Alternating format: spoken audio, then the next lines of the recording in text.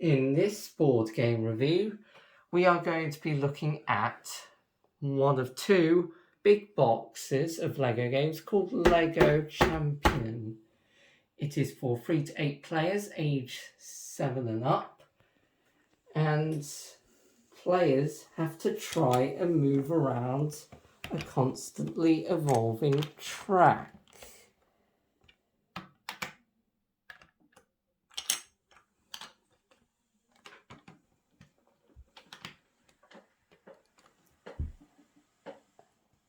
And inside the box you get 20 bricks of each of the 8 colours. And the first player to complete a challenge once they reach the finish line wins. And with the youngest going first, we get on to gameplay. If they roll a colour, they build a colour brick onto the next free space, and then they jump ahead to the next green brick, colour brick in their track. And then they play a challenge. If they roll green, they move to the next green brick in their path. And if they win the challenge, they do the same thing. Now, let's explain all the challenges one by one. Red on target. Each player takes a brick of their colour and tries to throw it the closest to the Lego dice.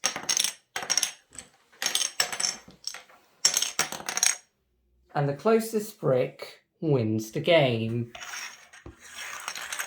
Game number 2, orange Bluffing Bricks. Each player digs into the box and tries to pick out 3 bricks and hide them. And then in turn, the player can guess for a higher number of bricks of the same colour. Well, first of all, the challenger guesses a certain amount of a certain colour of bricks. And then players could guess a higher number or of the same or different colour of bricks. And then the player can call reveal if that player's guess is too high, or if they think that player's guess is too high.